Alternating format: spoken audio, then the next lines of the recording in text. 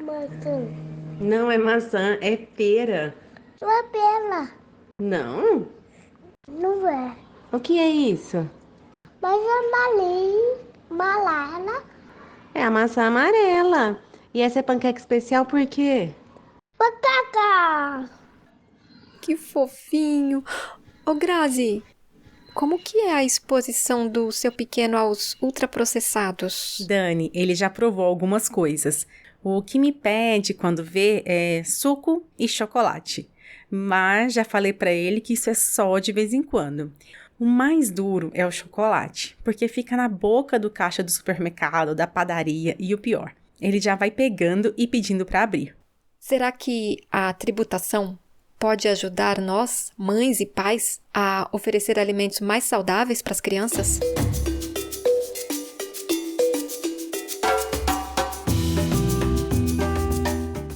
Oi, boas-vindas ao É da Sua Conta, o podcast mensal sobre como consertar a economia para que ela funcione para todas as pessoas e o planeta. Eu sou a Graziele Davi.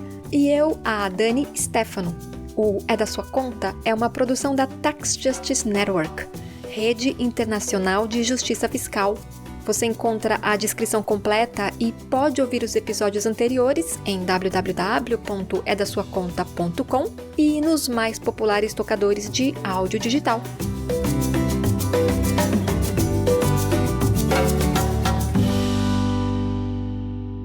O papel da tributação para diminuir o consumo de produtos ultraprocessados e aumentar a oferta de alimentos saudáveis é o tema do episódio 65 do É da Sua Conta.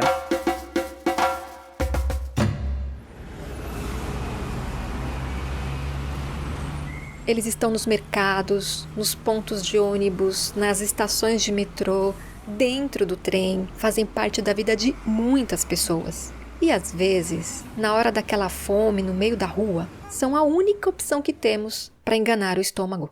Os produtos processados clássicos, né, são refrigerantes, bebidas açucaradas no geral, produtos congelados prontos para consumo, bolos, pães que são produzidos industrialmente, chocolates, todo tipo de bala, sorvetes, sobremesas prontas, salgadinhos e por aí vai.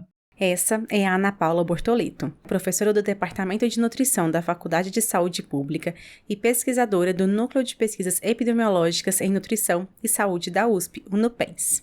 Qual a diferença entre alimentos e produtos ultraprocessados? Os alimentos que vêm da natureza podem ser consumidos in natura ou então consumidos a partir de processamentos mínimos, como secagem, extração de partes não comestíveis, combinados com ingredientes culinários, né, como sal, açúcar, óleos, e que compõem aí as preparações culinárias. O produto ultraprocessado, ele entra para substituir as preparações culinárias ou os alimentos in natura.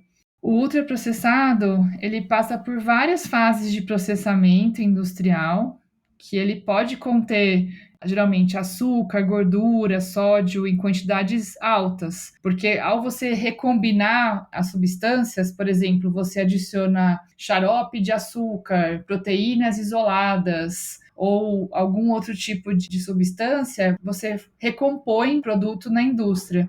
Já existem diversos estudos científicos que comprovam que padrões alimentares baseados em ultraprocessados estão causando o aumento de doenças como diabetes, hipertensão, depressão e cânceres. Ana Paula, de que forma isso afeta o sistema de saúde? De uma forma intensa, os gastos públicos com tratamentos, né, atenção à saúde para acompanhamento das pessoas que desenvolvem doenças crônicas não transmissíveis, que são doenças que não vão ter uma cura imediata, vão exigir o uso de medicamentos continuamente, vão exigir o acompanhamento médico constante, exames, e quando isso avança para casos mais graves, a necessidade de internações, cirurgias e outros procedimentos que acontecem das complicações dessas doenças. Todo esse conjunto de doenças traz um impacto grande na conta pública dos gastos em relação obesidade, diabetes, hipertensão, vários tipos de câncer e até na mortalidade precoce. Eu diria que tem um impacto também social, ao a gente está reduzindo a qualidade de vida das pessoas, reduzindo o tempo de trabalho, aumenta o número de vezes que a pessoa tem que se ausentar do trabalho para se tratar em relação a isso. O sistema de saúde brasileiro gasta quase 3 bilhões de reais por ano com o cuidado de doenças derivadas apenas do consumo de bebidas açucaradas. Os ultraprocessados também causam danos ao meio ambiente e de 3 maneiras. A primeira é a perda da biodiversidade. São ingredientes que vêm de uma produção agrícola intensiva, eles se aproveitam desse sistema de produção de monocultura para garantir o acesso a ingredientes baratos, como o açúcar, o trigo, o milho e a soja. Os ultraprocessados também contaminam os solos. Por exemplo, aumentam a quantidade de plástico no meio ambiente devido ao uso de embalagens. Os ultraprocessados têm essa característica intrínseca de virem embalados, inclusive para uma informação, uma publicidade sobre eles que destaquem os atributos positivos e os tornem mais atrativos para os consumidores. Então, a embalagem ela é muito relacionada a esses produtos. Além de também possuírem aditivos com a intenção de ter a durabilidade maior, então isso exige que a embalagem seja sempre presente. Os ultraprocessados são também responsáveis por parte das emissões de gases de efeito estufa. O processo industrial em si, até chegar ao consumidor, ele exige que se tenham gastos com transporte, com armazenamento, tende a ser muito maior em comparação a você consumir, por exemplo, alimentos produzidos localmente, para agricultores familiares, em menores escalas, e que não exigem um transporte tão grande e um gasto de energia, de combustíveis, de água tão grande quanto esses produtos tendem a apresentar. Os produtos ultraprocessados causam males à saúde das pessoas, geram custos ao sistema público de saúde e ainda contribuem com a crise climática.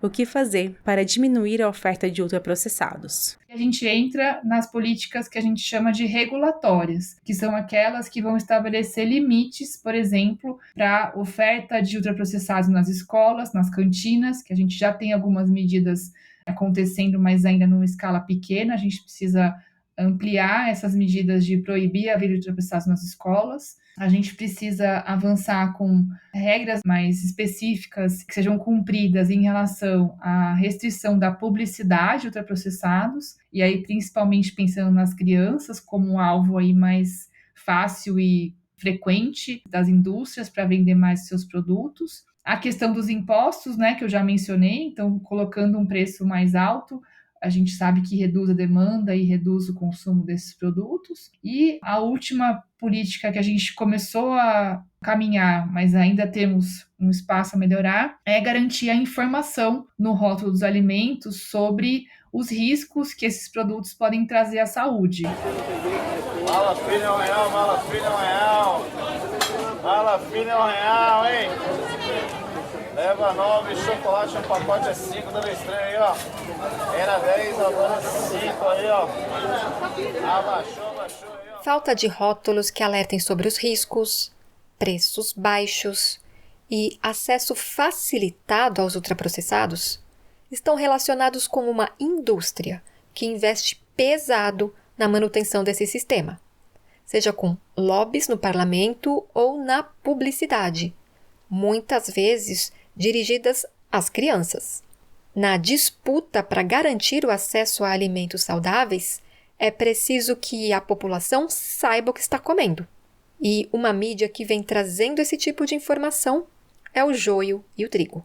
Sou João Pérez, repórter, editor e diretor de O Joio e o Trigo. O Joio e o Trigo é uma plataforma de jornalismo investigativo sobre alimentação, saúde e poder. E deixa nítido que tem lado, é o do bem-estar das pessoas, dos animais e do planeta. Em 2020, lançaram o podcast Prato Cheio, e o primeiro episódio foi sobre ultraprocessados. E sempre que se trata de alimentação, tem muitas camadas, né? A gente mexe com muitas sensibilidades, porque todo mundo tem uma relação de afeto com a alimentação, e algumas vezes esse afeto também vem de um lugar de dor, da privação da comida, ou de qual lugar que isso ocupou na sua vida em algum momento. Então, nossos posicionamentos, a gente tenta fazer essas ponderações, né? De que é duro, é difícil e é triste chamar de produto e não de alimento, aquilo que boa parte da população acaba obrigada a comer. Em um dado momento, o podcast Prato Cheio explicou à audiência o porquê de chamar ultraprocessados de produto. Que, na minha opinião, ele é inerentemente enganoso. Então, quando a gente troca o leite pelo soro de leite reconstituído, quando a gente troca uma gordura de uma boa fonte por uma gordura de uma fonte ruim, como foi o caso das gorduras trans que causaram tantas mortes, a gente está levando a um problema de saúde pública, e um problema de saúde pública que é em escala global. Por isso que a gente entende que é importante explicitar essa questão para endereçar mudanças profundas, né? JBS, Nestlé, Danone, PepsiCo, Unilever, Coca-Cola. As indústrias de ultraprocessados estão nas mãos de um punhado de empresas multinacionais e que cada vez mais controlam os sistemas alimentar, econômico e político. Nas reportagens publicadas pelo Joio e o Trigo, há vários exemplos deste poder das empresas. E quando a gente fala de Nestlé, Danone, Unilever, PepsiCo, a gente está falando de estruturas corporativas, né, voltadas para a produção de lucro, elas não são voltadas para a produção de alimentos. Então, aquilo que elas entregam como produto final interessa muito pouco do ponto de vista da qualidade. A qualidade só vai interessar quando ela também estiver alinhada com o lucro. Em uma reportagem de O Joio e o Trigo, há exemplos de 2 CEOs, um da Danone e outro da Pepsi, que por um tempo conseguiram propor mudanças para oferecer alimentos mais saudáveis e menos impacto ao meio ambiente. Mas os acionistas acharam o processo caro demais e os respectivos CEOs foram demitidos. Por que adotar medidas mais saudáveis na indústria atrapalha o lucro das empresas? A estrutura delas tem que estar sempre voltada para o menor custo possível. E isso vai significar um monte de coisas, como, por exemplo, espremer direitos trabalhistas, sonegar impostos, evitar o recolhimento de direitos em geral, espremer os fornecedores, e passa por essa questão da formulação, né? Então, elas têm que garantir a formulação mais barata possível. E esse menor custo possível, ele é diretamente proporcional aos danos que essas empresas causam à nossa saúde, né? Quanto mais elas fragmentam, quanto mais elas se valem desses processos, mais elas correm risco de criar produtos que acabem ocasionando uma série de danos. E aí é importante dizer que a gente está só começando a saber esses danos, né? Eles são enormes, assustadores, mas com certeza a gente ainda vai descobrir muita coisa pior pela frente. Acontece que os ultraprocessados são saborosos, baratos e práticos. Para a vida apressada dos grandes centros urbanos, é bastante conveniente enganar o estômago com um salgadinho ou uma bolachinha. E pouco nítida a relação entre o consumo desse tipo de produto com a explosão de doenças como obesidade, diabetes, transtornos.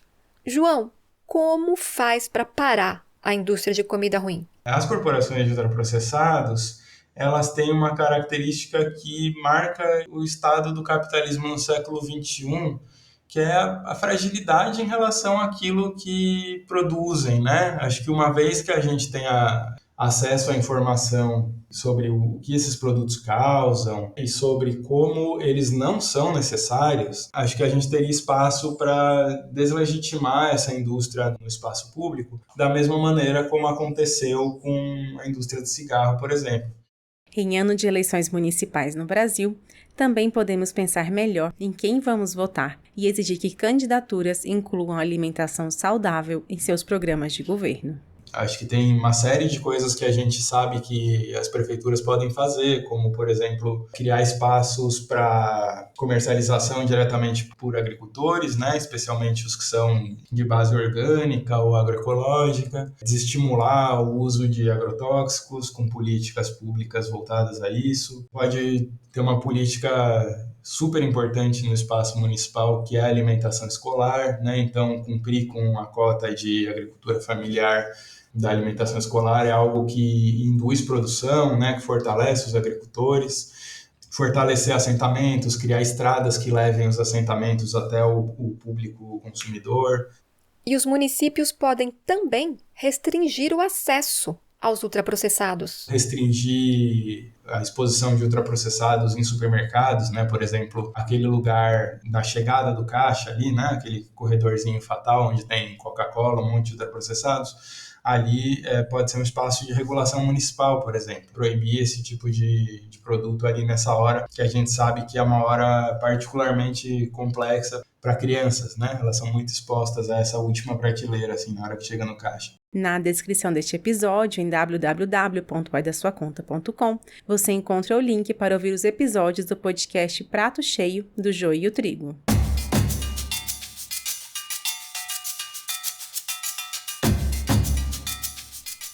Para promover o direito humano à alimentação e nutrição adequadas, é fundamental que o alimento saudável esteja duplamente disponível. Isso é, ele deve ter o preço mais baixo no mercado e estar o mais próximo possível das pessoas. Dessa forma, permite que as pessoas escolham alimentos saudáveis.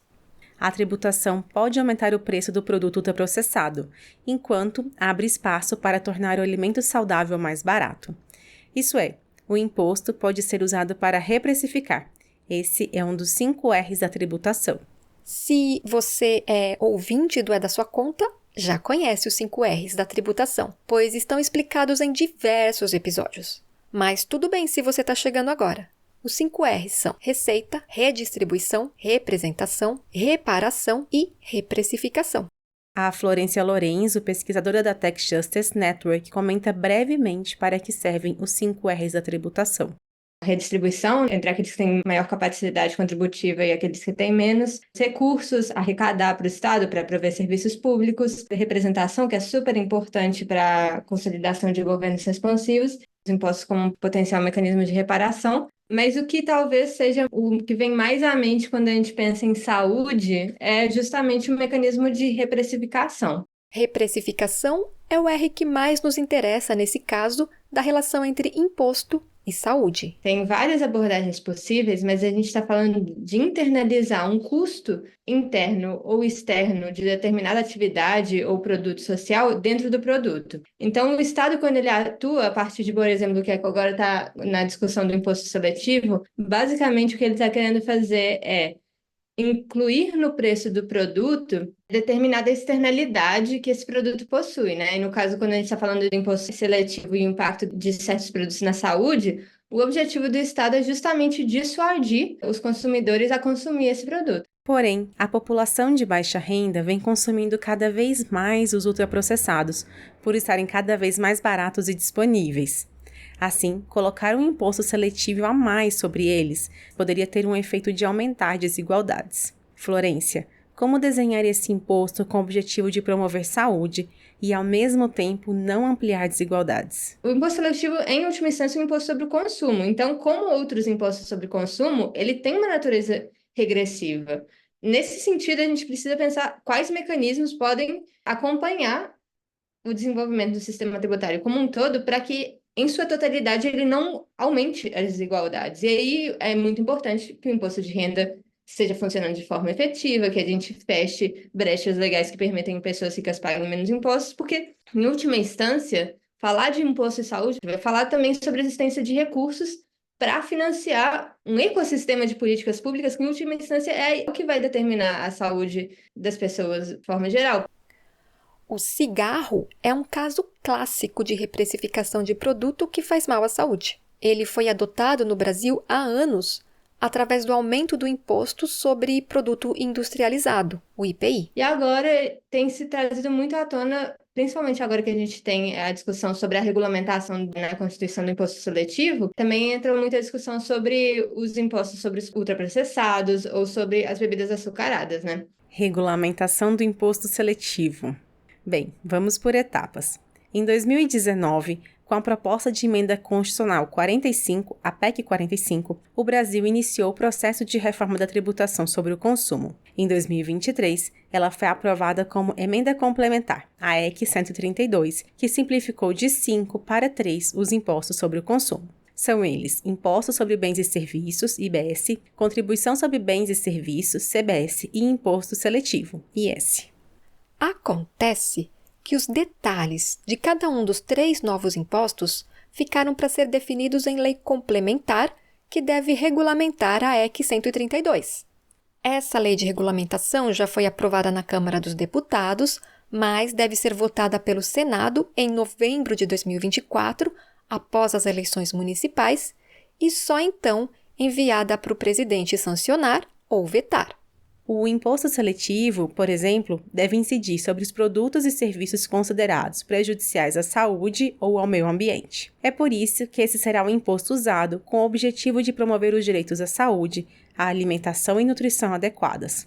Como os ultraprocessados aparecem na emenda constitucional da reforma tributária? Quem explica é Marcelo Bert, coordenador de Advocacy da ACT Promoção da Saúde. Na reforma constitucional, na PEC 45, que foi aprovada no 2023, ali não traz nenhuma previsão específica sobre quaisquer produtos, então não teve nenhum avanço nessa etapa. O que se aprovou, e que eu acho que já foi um avanço, foi se constitucionalizar o imposto seletivo, que é esse imposto específico para tudo que é nocivo à saúde e ao meio ambiente. Na emenda constitucional 132, também ficou prevista uma cesta básica de alimentos com imposto zero e uma lista de produtos alimentares com alíquota reduzida em 60%. Significa ali que provavelmente os produtos vão pagar uns 10% de impostos apenas. E ali ficou como alimentos no geral. Isso deixou abrir uma brecha muito grande para a regulamentação, como a indústria depois veio a defender, que todos os alimentos entrassem na alíquota reduzida, pagando só 10% de imposto. Isso, a depender de como viesse a regulamentação, seria um desastre sanitário, porque todos os produtos ultraprocessados poderiam entrar nessa alíquota reduzida, caindo muito o que eles pagam hoje. Os produtos ultraprocessados são tributados, na maioria, com alíquota de 100% dos impostos sobre o consumo vigente. Isso é, pagam o imposto em si, mas não existe um adicional, um imposto seletivo para desestimular o consumo. Somente os ultraprocessados que haviam entrado como itens da antiga cesta básica não pagavam impostos. É o caso da margarina e alguns biscoitos, mas um decreto de 2024 alterou a composição da cesta básica e agora tem menos ultraprocessados nela. Já na reforma tributária, o texto constitucional não definiu quais alimentos compõem a cesta básica com alíquota de 0%, nem os alimentos que teriam alíquota reduzida em 60%. As listas do que entra na cesta básica e na alíquota reduzida ainda serão regulamentadas em uma lei, mas a proposta favorece a alimentação saudável. A proposta de cesta básica e de alíquota reduzida para alimentos, ela foi muito positiva no geral, apesar de precisar de algumas melhorias, mas porque ela seguiu basicamente o Guia Alimentar para a População Brasileira, documento do Ministério da Saúde de 2014, que é uma referência no mundo todo, que fala que a gente tem que priorizar alimentos in natura e minimamente processados, né? Então, arroz, feijão, verduras, frutas, e evitar ultraprocessados, que são esses industrializados, com aditivos. Isso foi um grande marco no Brasil, porque é a primeira cesta básica brasileira de alimentos com critérios de saúde. A lei de regulamentação deve definir como o imposto seletivo vai funcionar, mas a proposta sobre bebidas açucaradas poderia ser melhor. O governo escreveu no texto, de forma errada, bebidas açucaradas, e aí você imagina que vão estar todas as bebidas. Mas quando você vai olhar o Código Tributário, tá só refrigerantes, uma tônica ou água saborizada. Não tem suco de caixinha, suco em pó, isotônicos, todas as outras bebidas não estão. O que é muito estranho até, porque a experiência no mundo inteiro geralmente se começa pelas bebidas açucaradas, mas são todas, não é só refrigerante. Então, mesmo essa categoria ainda ficou aquém do que a gente esperava.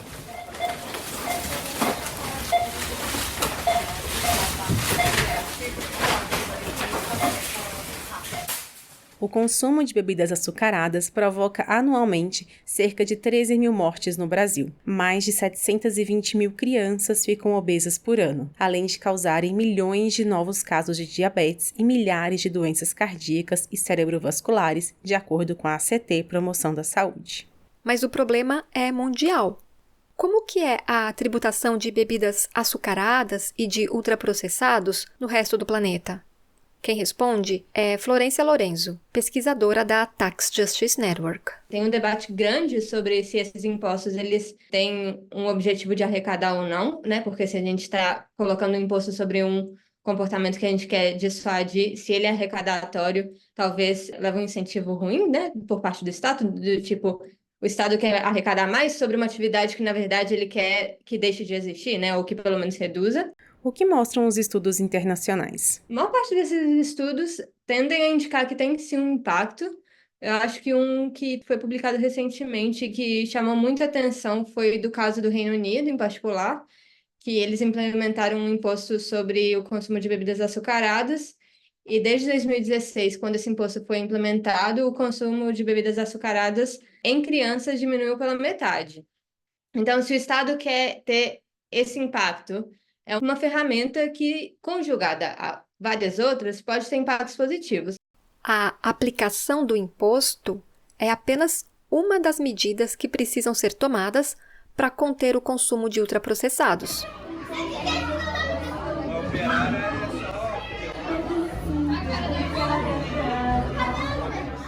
Isso porque o consumo de bebidas açucaradas é um comportamento cultural. Refrigerantes ou sucos de caixinha costumam ser servidos em festinhas de aniversário da criançada, por exemplo. Você tem a implementação desse imposto, você tem maior medidas educativas sobre o tema junto a crianças, junto às famílias, sobre o impacto disso, por exemplo, na obesidade, políticas também relacionadas a acesso a atividades esportivas, políticas de mobilidade ativa, tudo isso é o que impactaria a saúde, porque quando a gente está falando de saúde, a gente está falando de uma política pública integral. Voltando à reforma da tributação do consumo no Brasil, a proposta do governo para o imposto seletivo sobre ultraprocessados foi muito tímida, limitando-se apenas aos refrigerantes. E é contraditório, porque tem um item que segue tendo isenção, os xaropes usados na fabricação de refrigerantes, e seguem isentos por serem fabricados na Zona Franca de Manaus, que é uma área de livre comércio onde qualquer indústria tem incentivo fiscal. Mas pelo menos o grosso dos ultraprocessados não estão tendo nenhum benefício tributário, estão na alíquota cheia, o que em vários casos vai significar um aumento da carga tributária que eles pagam hoje. Não é o ideal, politicamente é um enfrentamento difícil com a indústria de alimentos, mas se aprovar como está, acho que deixa o país, em termos de garantia, né, do direito à alimentação adequada, melhor do que a gente estava antes da reforma. É insuficiente, mas ainda dá tempo de melhorar. Como você já ouviu, a Lei de Regulamentação do Imposto sobre o Consumo foi aprovada na Câmara dos Deputados e seguiu para o Senado Federal, que deve retomar a discussão em novembro de 2024, após as eleições municipais. Marcelo, qual é a possibilidade do Senado ampliar a lista de ultraprocessados a serem tributados no imposto seletivo? Você sabe que teve na Câmara um debate grande que foi no seguinte sentido, um questionamento até da indústria, que é, mas por que só refrigerante dentre as açucaradas? E uma crítica que a gente concorda, por que só? Então, pelo menos, vamos colocar outros açucarados, se não der para pegar todos ultraprocessados, vamos pegar os alimentos altos em açúcar, né, e com aditivos também, que a gente pega bolachas, biscoitos, outras bebidas açucaradas, como suco de caixinha, néctar, balas, chicletes, chocolates, sorvetes, várias categorias de produtos. Um estudo da ACT Promoção da Saúde identificou que bolachas, sucos, sorvetes, pirulitos, entre outros, são os mais consumidos por crianças e adolescentes, e que esse grupo consome, na média, mais ultraprocessados do que adultos. A gente já tem uma disparada da obesidade infantil, dos adolescentes, então assim, a gente está querendo focar nesses alimentos, especialmente alto em açúcar, mais consumidos por crianças e adolescentes. A gente espera que o Senado faça essa correção. Para o Marcelo, existe uma possibilidade de manter o mesmo nível de arrecadação ao mesmo tempo em que se desincentiva o consumo de ultraprocessados. É só tributar todos os açucarados para compensar a entrada de carnes na alíquota zero da cesta básica. Uma coisa bem polêmica que aconteceu na reta final na Câmara, ali no último minuto da votação, estava acompanhando ali de pertinho no plenário da Câmara, foi o anúncio da inclusão das carnes na cesta básica. E isso trouxe um impacto grande para a alíquota geral, que é a alíquota que vai incidir sobre todos os produtos da economia, que não tem desoneração, porque a cesta básica tem 0 de alíquota. Então, ao colocar produtos lá com alíquota 0, você vai aumentar a carga geral da economia. Sem um imposto seletivo para açucarados, isentar as carnes na cesta básica vai fazer com que a alíquota geral do imposto sobre o consumo dos demais itens tenha que ser mais alta. Quiseram colocar ali carnes, etc., para aumentar o acesso à população, especialmente de baixa renda. Então, por que não compensar colocando ultraprocessados no seletivo? A gente já tem até algumas simulações que mostram que colocando alguns ultraprocessados aí no seletivo, a depender da alíquota, você consegue compensar essa inclusão das carnes e voltar à alíquota anterior geral da economia. Parece ser muito eficiente ter um imposto seletivo nos ultraprocessados para que crianças e adolescentes consumam menos açúcares. Dessa forma, também se compensa a isenção das carnes na cesta básica e, assim, a alíquota geral do imposto sobre o consumo pode ser mais baixa. E isso importa muito. Se você é ouvinte do É da Sua Conta, já sabe que o imposto sobre consumo é um grande gerador de desigualdades, já que as pessoas de renda mais baixa são as que mais pagam impostos sobre o consumo proporcionalmente ao que ganham. Marcelo, existe alguma previsão de usar os recursos arrecadados com imposto seletivo para políticas públicas de saúde, segurança alimentar ou proteção do meio ambiente? Não, isso em tese teria que ser modificado lá no texto constitucional, que a Constituição, de maneira geral, veda que impostos sejam vinculados. E como é um imposto seletivo, não é uma contribuição, não poderia. A gente tentou fazer isso no ano passado na Câmara, mas houve muita resistência dos parlamentares. O debate todo público brasileiro na economia está muito contra a vinculação de maneira geral. De volta a um ponto que a Florência Lorenzo já tinha falado. Imposto para arrecadar ou imposto para inibir um consumo nocivo? Se ele tem um papel mais voltado para incentivar outros tipos de comportamento, talvez o objetivo principal dele não seja arrecadar.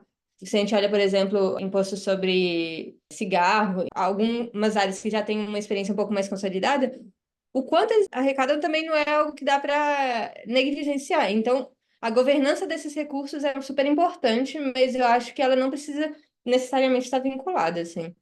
Em geral, movimentos e organizações sociais que lutam pela garantia de direitos tendem a pedir a vinculação de recursos arrecadados pelos impostos para uma política pública específica, com o objetivo de garantir adequado financiamento. Sem a vinculação, é fundamental garantir que a regra fiscal não limite o destino dos recursos no orçamento para políticas públicas que garantam direitos. E também que a execução do orçamento seja realmente realizada.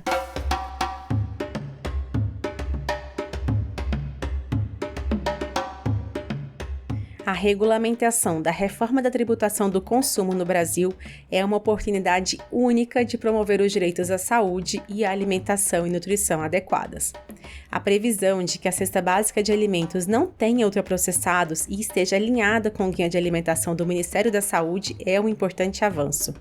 É possível usar os impostos para desincentivar o consumo de ultraprocessados e estimular a indústria alimentícia a produzir alimentos mais saudáveis.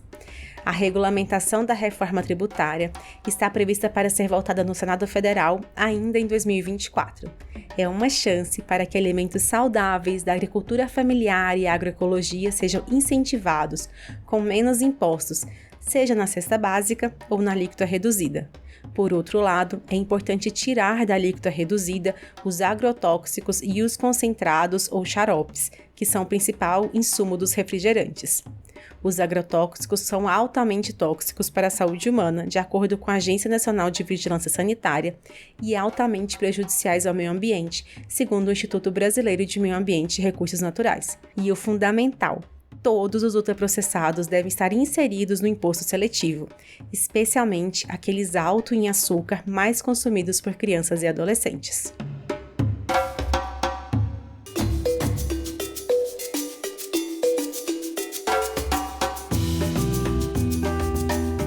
O É da Sua Conta é coordenado por Naomi Fuller. A produção é de Daniela Stefano e minha, Graziele Davi. Um abraço e até o próximo! Se você quiser se inscrever no nosso boletim mensal para receber por e-mail as informações sobre novos episódios, entre em www.edasuaconta.com e lá no fim da página, clique em boletim e se cadastre. Um abraço apertado e até o próximo!